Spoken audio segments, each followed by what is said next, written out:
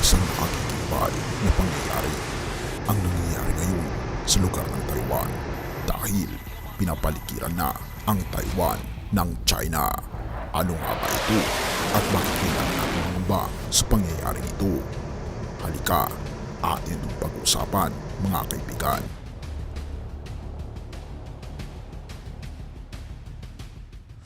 Siya nga pala mga kaibigan, kung nais nyo mag-donate sa ating channel, ay hinihikayat kita na sumali sa ating membership club na kung saan mabe-benefit ka sa mga private chats, badges, gayon din makakatanggap ka ng ating free ebook na Steps to Christ. Ito ang isa sa mga pinakasikat na anti-stress na libro sa buong mundo ngayon. Salamat kaibigan sa inyong pagsuporta sa pag-join sa ating membership. At balik tayo sa ating topiko. The Taiwanese military has reported on News Thursday that it ang detected tumitinding tensyon 32 sa Chinese pagitan ng military China at aircraft Taiwan around the kung island saan within the last binabanggi 24-hour ni period, Foreign marking the Minister second Joseph highest number recorded na ang since China ay gumagawa ngayon ng napakalalaking military base sa tatlong isla na nakapalibot sa Taiwan malapit sa South China Sea. At pagkatapos nito, sa isang pahayag ng ministro ng depensa ng Taiwan, sinabi nitong nakadetect sila ng 32 na sasakyang militar ng China sa paligid ng isla sa loob ng isang 24 hours na panahon, ang pangalawang pinakamataas na bilang sa kasalukuyang taon. Sa mga 24 na oras bago mag alas 6 ng umaga nitong Huwebes, sinabi rin ng ministeryo ng pambansang depensa na nakadetect sila ng 5 naval ships na nagsasagawa sa paligid ng Taiwan.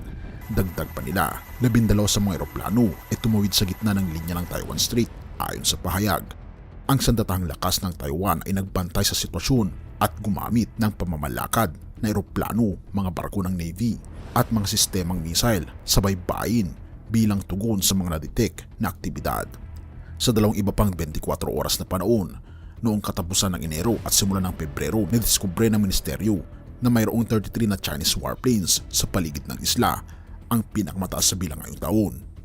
Noong nakaraang buwan, sinabi ng Taiwan na nadiskubre nila ang 11 na Chinese naval vessels sa paligid ng Taiwan.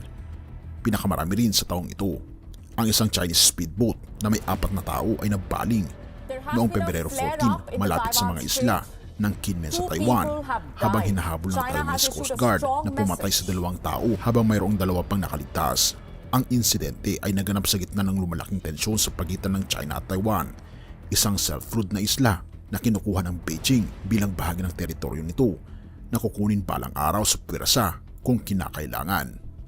Itinuturo ng Beijing ang mga otoridad ng Taiwan na nagsisikap na umiwas sa kanilang mga responsibilidad at itago ang katotohanan tungkol sa insidente, habang sinabi ng isang opisyal ng Taiwanese Coast Guard na ang bangka ay zigzagging na wala ng balanse bago ito nabaling.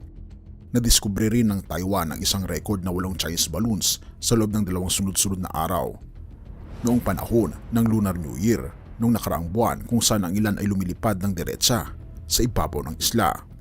Tumataas ang military pressure ng Beijing sa mga nakaraang taon at naglalagay ng mga eroplano ng digmaan at mga barkong pandagat sa paligid ng isla sa halos araw-araw na batayan, na may mga balloons din na mas lalo pang dumadami na lumilipad sa ibabaw ng isla. Ngunit binabanggit ng United States of America na sila ay naghahanda na rin kasama ng Taiwan sa paghahanda sa isa sa pinakamalaking digmaan sa South China Sea, at hindi rin papatalo ang United States of America sa pagtulong sa Taiwan upang mataboy ang mga vessels at warplanes na pumapaligid sa teritoryo ng Taiwan. Sa iyo kaibigan, ano ang kuro-kuro mo patungkol sa topikong ito? I-comment mo naman sa baba upang malaman ko rin ang iyong saloobin. At dahil sa mga nangyayaring ganito, nais kong ipabatid sa bawat isa na tayo ay malapit na sa pinaka-crucial na pangyayari sa kasaysayan ng mundo. Kaya naman ihanda natin ang ating mga sarili. Mga awit 91, verse 5-7. Ikaw ay hindi matatakot sa kakilabutan sa gabi, ni sa pa naman na humihilagpos kung araw, dahil sa salot na dumarating sa kadiliman, ni dahil sa paggibaman na sumisira sa katanghaliang tapat. 1,000 ay mabubuwal sa iyong siping at 10,000 sa iyong kanan, ngunit hindi lalapit sa iyo. Kaibigan, ito ang binabanggit ng banal na kasulatan. Huwag tayong matakot kung tayo ay may pananampalataya sa ating Panginoong Diyos. Ang i-work out natin sa pagkakataong ito ay ang ating pagkipagrelasyon sa ating Panginoong Diyos. Kilalanin natin ang ating tagapagligtas mula ngayon upang sa ganun mayanda natin ang ating mga sarili sa darating na panahon. Dahil ang panahon ay umiikli na, kaibigan. Ang tanong ay, inaalay mo ba ang iyong buhay ngayon sa ating Panginoong Diyos? Tayo manalangin. Ama naming banal, mga Panginoon naming Diyos, kami po'y lubos na nagpapasalamat sa inyo dahil kayo po ang Diyos na nakakaalam kung ano po ang pinakamainam sa inyong mga anak. Tulungan kayo, Panginoon, at kabayan dahil ang panahon ay malapit na. Salamat po, Panginoon, sa inyo pong walang sawang pag-ibig sa amin at pagpoprotekta sa bawat isa. Purihin ka, o aming Panginoong Diyos, at salamat sa pagdinig ng aming mga panalangin at patawarin po kami sa lahat ng aming pagkukulang at pagkakasala sapagkat ito ay aming samot hiling sa matamis na pangalan ng aming Panginoong Hesus. Amen.